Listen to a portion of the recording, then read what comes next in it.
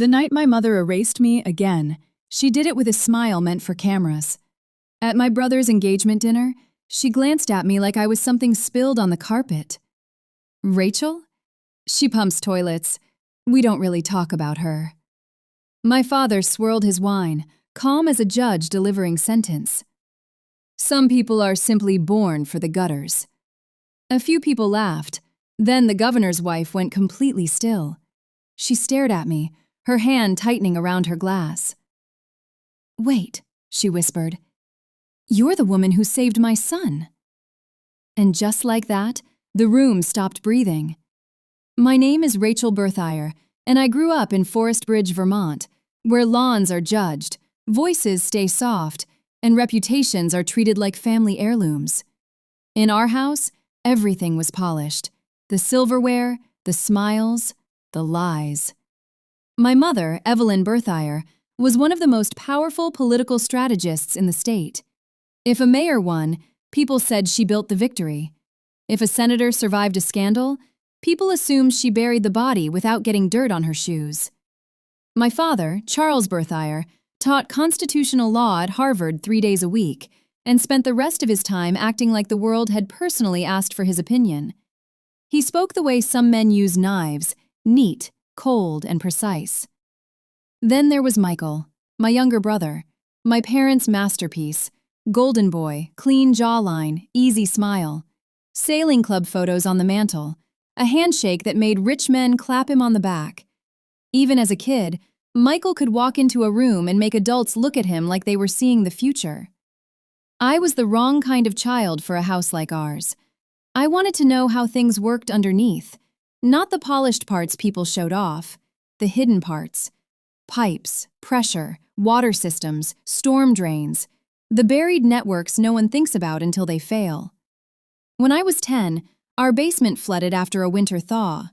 While my mother yelled for towels and my father cursed the contractor, I stood there in my socks staring at water racing toward the furnace, fascinated by the speed, the force, the way one blocked line could throw a whole house into chaos.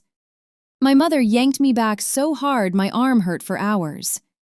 "Don't stare," she hissed. "That is not our world." But it was. It always was. I studied environmental systems in college. My father called it a detour. My mother called it a rebellion designed to embarrass her. When I brought home textbooks on wastewater infrastructure and municipal planning, my father tapped one with a finger and said, "You are too smart to waste your brain on waste." They didn't mean my brain. They meant their image. By 2016, I was halfway through an MBA I didn't want, trying to become the version of me my family could display without shame. I was miserable. Every hallway smelled like expensive coffee, ambition, and inherited money pretending to be merit. My classmates talked about market disruption while assistants arranged their dry cleaning. I kept hearing my mother's voice every time I opened my mouth. "Don't be difficult. Don't be strange. Don't make people uncomfortable." Then one Friday night during dinner, I asked a simple question. Michael had started some consulting venture with 2 friends from Yale. My parents were funding it. Lavish dinners, golf weekends, private retreats, all written off as investments in his future. I looked at the spreadsheet my mother had left open on the counter and said, "How is a ski lodge in Aspen a business expense?" The room went silent.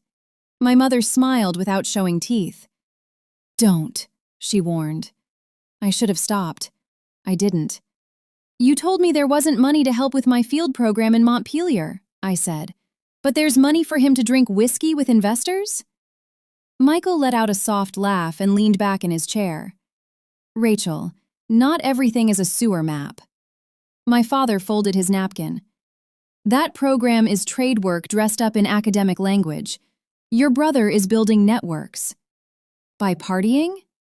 "By belonging," my mother said sharply, "which is something you have never understood." It was such a small sentence, but it cut so deep I could barely breathe. I left the MBA program 2 months later. I took a job with the state's aging water and wastewater division, then apprenticed in the field when office work became too political and too fake. I learned how to diagnose old lines by sound. how to clear blockages in February with numb fingers, how to look at a town map and know where it would fail first when the rain came hard. I loved it. For the first time in my life, I loved what I was doing, which meant my family hated it even more. At Christmas, my mother introduced Michael as working in civic leadership and introduced me as doing something with maintenance. At Easter, my father asked if I was still playing with pipes. At my cousin's wedding, my mother saw me talking to one of the bridesmaids and drifted over just to say, "Rachel works with septic and drainage. She has always been hands-on." That pause before the last two words said everything. The truth was, Forest Bridge had an old stormwater system no one wanted to fund because it ran under the prettiest part of town. Historic homes, boutiques, the governor's summer donors, the governor's wife's charity district. Everyone loved ribbon cuttings. Nobody loved paying for the unseen. I spent years writing memos no one read, begging for inspections nobody wanted, pointing at maps while men in tailored suits nodded politely and moved on to brunch. Then came the storm. It hit in late September, hard, sudden, ugly. The kind of rain that sounds personal. That night, calls started coming in from all over Forest Bridge. Backflow, flooded basements, street drains surging, pump stations overloaded. I was already in boots before the emergency line rang a second time. At 11:40 p.m., a dispatcher shouted over static, "We've got a failure near Governor's Lane." Governor's Lane. Of course. Money always lives closest to the edge and acts surprised when the ground moves. By the time I got there, water was roaring out of a collapsed access point and racing downhill toward 3 houses. One of them belonged to the governor's family. Another belonged to the Whitmores. Old money, old brick, old arrogance. And in the third house, according to a panicked neighbor, was a teenage boy recovering from surgery. The governor's wife's son, Daniel. He was sedated, alone with a nurse, and the backup generator had already failed. Emergency crews were still redirecting traffic. They didn't understand the line layout. They were trying to fight the water from the top. I knew the map. I knew if the pressure wasn't diverted in minutes, that whole block would flood to the first floor. I screamed for barricades. No one moved fast enough. So I did what my mother always hated most. I stopped asking permission. I climbed down into freezing runoff with 2 field techs, opened the manual diversion chamber nobody had inspected in 6 years, and nearly lost my footing when the lid slammed sideways. The smell was awful. The force was worse. One wrong move and I could have been pulled under. But I got the gate wheel turning. 1 inch, then another, then enough. The surge redirected toward the overflow basin by the lower Mill Road. The governor's house was spared. So was the Whitmores. So was Daniel. The local paper mentioned swift municipal response. A week later, the governor's office thanked first responders and infrastructure teams. No names, no ceremony, no photo. I didn't care. At least I told myself I didn't. Then my mother called. Not to ask if I was okay, not to say she was proud. She said, "A photographer from Vermont Living wants to do a family profile next month. Please don't mention sewage on camera." I stood in my kitchen, still looking at the bruise on my shoulder from where the chamber wheel had kicked back. "Did you hear me?" she asked. I laughed, not because it was funny, because if I didn't, I was going to cry. A year later, I got a call from Michael. He was engaged. Of course he was. To Olivia Whitmore, daughter of the same Whitmore family whose basement I had helped keep dry during the storm. She was lovely in that polished way Forest Bridge daughters are trained to be. Soft voice, straight posture, eyes that had already learned how to hide disappointment behind manners. "We're having a small dinner before the formal party," Michael said. "Mom wants you there." "Why?" A pause. Then he said, "Because if you don't come, people will ask why." There it was. Not because you're my sister, because optics. Still, I went. Part of me wanted to believe maybe time had softened something. Part of me was still stupid enough to hope. The dinner was held at the Whitmore estate, in a glass-walled room lit by chandeliers and candlelight. Everything glowed: crystal, silver, teeth. I arrived in a simple navy dress I had bought on sale and heels I regretted the second I stepped out of the car. My mother looked me over like customs inspecting a suspicious package. "At least you cleaned up," she murmured. My father kissed the air beside my cheek. Michael barely looked at me. He was busy being adored.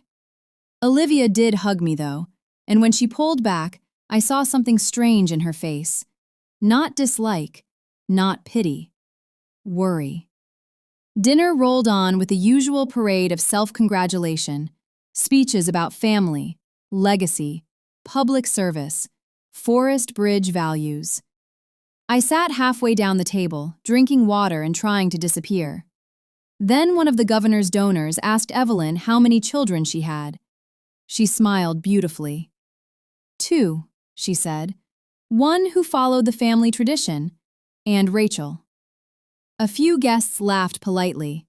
The donor turned to me. "And what do you do, Rachel?" Before I could answer, my mother waved a hand.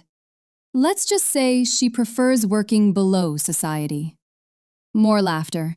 My father took a sip of wine. "Rachel pumps toilets. Some people are born for gutters." And that was the moment. The moment they finally said it in public. Not hinted, not dressed up. Said it. I felt every eye slide toward me. Hot, curious, ashamed for me. Michael looked down at his plate. He did not say a word. Not one. Then a chair scraped the floor. The governor's wife stood up. Her name was Helen Mercer, and she was the kind of elegant that doesn't need diamonds to announce itself. She looked at my mother first, then my father, and there was something in her face I had never seen directed at them before. Disgust. "Born for gutters?" she repeated softly. The whole table went silent. Helen turned to me. "You're Rachel Berthier." I nodded, suddenly unable to speak. Her eyes filled before mine did. "3 years ago," she said, her voice trembling. "During the flood on Governor's Lane, you were the engineer who went down into that surge chamber." No one moved. No one breathed. She looked around the room like she wanted every person there to hear each word. "My son was inside that house. He had just come home from surgery. The water was minutes away from reaching the generator backup and his medical equipment. The emergency crew told me they didn't know if they could stop it in time." She turned back to my parents. "This woman saved my child." My mother's face went white. My father straightened in his chair. "I think there's some misunderstanding." "There is," Helen snapped. "A terrible one. Because for 3 years, I have wanted to thank the woman who risked her life in freezing runoff to save my son, and I find her here being humiliated by her own family." No one laughed now. No one even blinked. My mother found her voice first. "Helen, of course we're proud of Rachel, but she's always had a flair for—" "Stop!" Helen's voice cut like glass. "Do not insult me by lying in front of me." I had spent my whole life imagining someone would finally see what my family was. I never thought it would happen like this. Then Helen said something that made the room tilt. "The state's Emergency Resilience Board is launching next month," she said, "and I personally asked for the field expert from Forest Bridge to lead it." She looked at me. "Your name was already on the papers." A murmur spread through the room. Lead it? I stared at her. "I never got an offer." Helen frowned. "That's impossible. We sent the recommendation through the governor's office 6 weeks ago." She turned slowly toward my mother. My mother had worked with the governor's office for almost 20 years. My stomach dropped before my mind caught up. Helen saw it too. "Evelyn," she said quietly, "what did you do?" My mother opened her mouth, closed it, opened it again. "It wasn't appropriate," she said at last, voice tight. "Rachel is technically capable, yes, But leadership at that level requires polish, media handling, discipline. You buried it, I whispered. I couldn't feel my hands. You buried my offer. My father jumped in, too late, too smooth. Rachel, your mother was protecting you from a role that would have overwhelmed. Protecting me? I laughed, and it came out broken. You called me gutter-born. Michael finally spoke. Rachel, please, not here. I turned to him. Not here. My whole life had happened not here. Not at the table, not in the speech, not in the family portrait, not in the future they had reserved for people who mattered. Olivia put down her fork. Her eyes were wet. Then she said very clearly, Michael, stand up for your sister. He didn't, and something inside her seemed to break right then. She took off her engagement ring. The tiny click of metal against porcelain sounded louder than thunder. Michael stared. Olivia. She slid the ring across the table. I have watched your family belittle her all night, she said, and I have watched you say nothing. I told myself you were nervous. I told myself you'd stop them. I told myself you were kinder in private than you are in public. He went pale. Olivia, don't do this. But she was already crying. My marriage cannot begin at a table where cruelty is a family language. And then she stood up and walked away. Michael shoved back his chair to follow her, but Helen's husband, the governor himself, had entered the doorway by then, having clearly heard enough to understand too much. Sit down, he said. Michael sat. For once in his life, charm had nowhere to go. My mother looked like someone had slapped her with her own reflection. My father stared at the tablecloth as if the law might save him if he cited it hard enough. I should tell you I felt victorious. I didn't. I felt hollow. Because when the truth finally came out, it didn't give me back the birthdays, the graduations, the tiny deaths of being laughed at in your own home. It just made the wound visible. Helen came around the table and took my hands. They were shaking. So were hers. I am sorry, she whispered, for what was done to you, and for my part in not knowing sooner. I tried to answer, but my throat closed. No one had ever apologized to me for my family before. Do you know how strange that is? To spend your whole life carrying pain like it's your fault, and then one person sees it and says, no, this was done to you. That almost broke me more than the insult had. The dinner ended in pieces. Guests left in whispers. My father tried to speak to me in the foyer. Rachel, these things are more complicated than… No, I said. You made them complicated. They were simple. He looked stunned, as if I had broken some ancient law by answering back with clarity. My mother didn't speak to me at all. She was on her phone before the valet even brought up the cars, already trying to control the story. That was her instinct, not grief, management. Michael sent me 6 messages that night, then 12 more. Then a voicemail where he sounded angrier than sorry. You humiliated us, he said. Us. Not they hurt you. Not I'm sorry I froze. Us. I deleted it without replying. The next morning, Forest Bridge was already buzzing. By afternoon, the engagement had been postponed. By evening, 3 separate people had leaked that Evelyn Berthier may have interfered with a state appointment process involving her own daughter. Within a week, she resigned from 2 advisory committees. Within a month, my father took a leave of absence after emails surfaced showing he had privately referred to trade workers as functional labor, not civic leadership material. Funny how fast polished people panic when the invisible parts become visible. As for me, I accepted the board position, not because it was finally offered, because I had earned it long before anyone in that room learned my name. The first day I walked into the state office as Director of Resilience Planning, I wore steel-toe boots with my blazer. One of the assistants smiled at them. I smiled back. Good. Let them see the whole truth. Over the next year, I fought for the towns nobody visits when the weather is good. I got inspections funded, upgraded drainage plans approved, emergency overflow systems mapped, old pump stations replaced. I hired field workers who had spent their lives being talked over by men with clean hands. And for the first time, I built something no one could take from me, a life that fit. Olivia sent me a letter 3 months after the dinner. Not a text, a letter. She said leaving Michael cost her half her social world overnight. She said she'd ignored too many warning signs because charm is easiest to believe when it benefits you. She said watching me sit there alone while they mocked me made her realize what kind of family she was marrying into.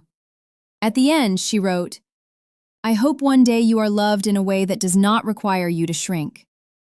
I cried over that letter harder than I cried at the dinner, because she understood something even I hadn't fully admitted.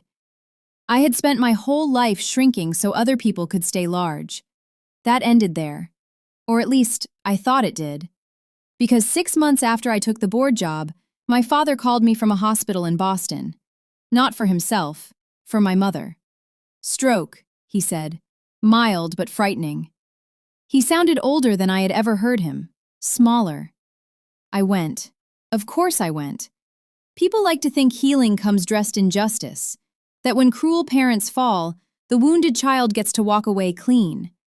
Real life is messier than that. My mother looked fragile in the hospital bed. Half her face slack with exhaustion, hair unbrushed, hand trembling when she reached for water. For the first time in my life, she did not look powerful. She looked human. And that hurt in a completely different way.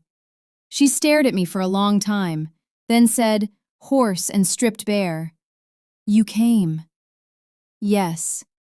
Tears filled her eyes. I had never seen my mother cry. Not when her own father died. Not when campaigns collapsed.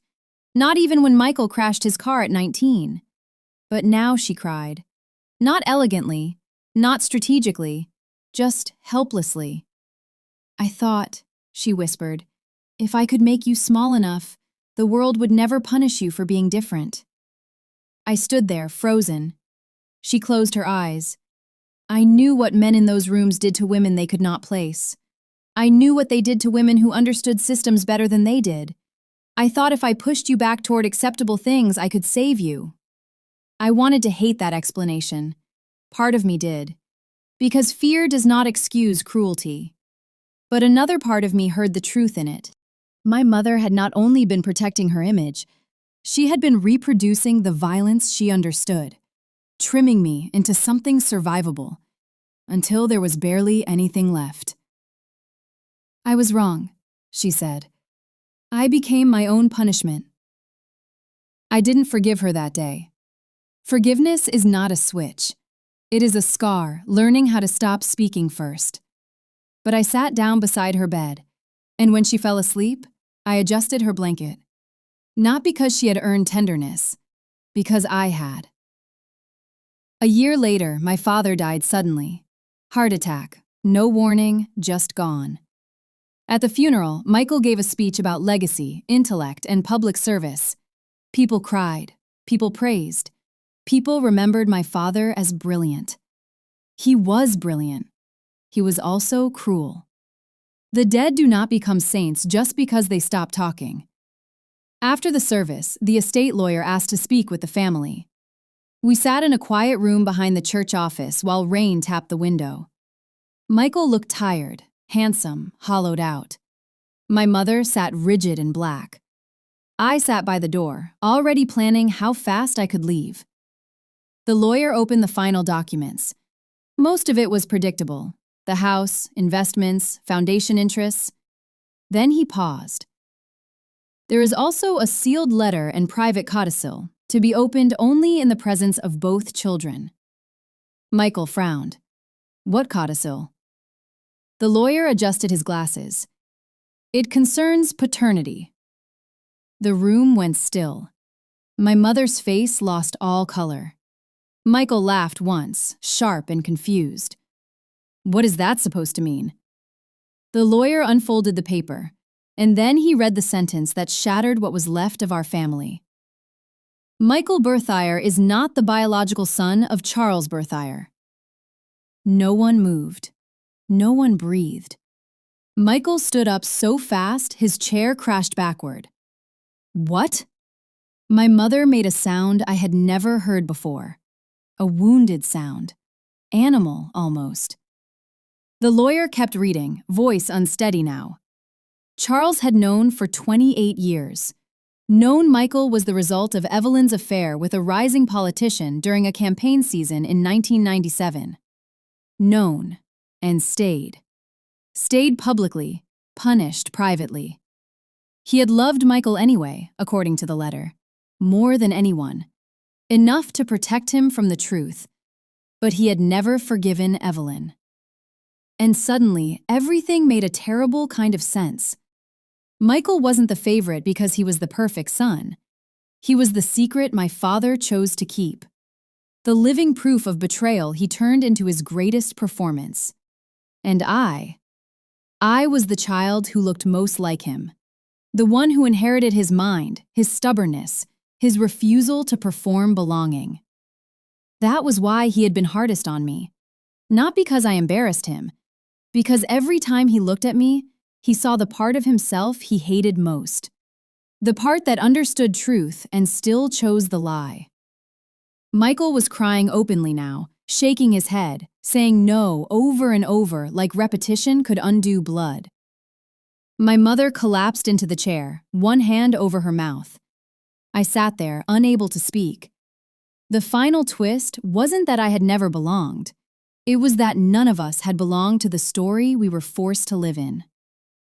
Outside, the rain kept falling. Soft, steady. Like the sky knew what happens when buried systems finally break. Michael didn't talk to our mother for nearly a year after that. Then, one day he called me. Not to defend himself, not to blame me, just to ask, "Did you always feel like the floor was fake?" I looked at the plans spread across my desk. Drainage maps, flood zones, load failures. The hidden things that decide whether a town stands or drowns. "Yes," I said. He was quiet for a long time. Then he whispered, "Me too." People ask me now if I ever got revenge. That's the wrong word. Revenge keeps you tied to the people who hurt you. What I got was something harder. A life. A real one. I rebuilt towns. I rebuilt my name.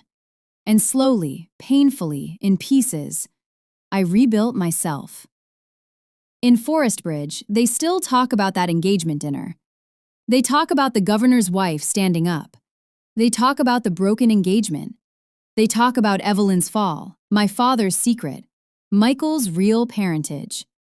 But when people lower their voices and ask if it's all true, I tell them this: the polished parts are never the whole story.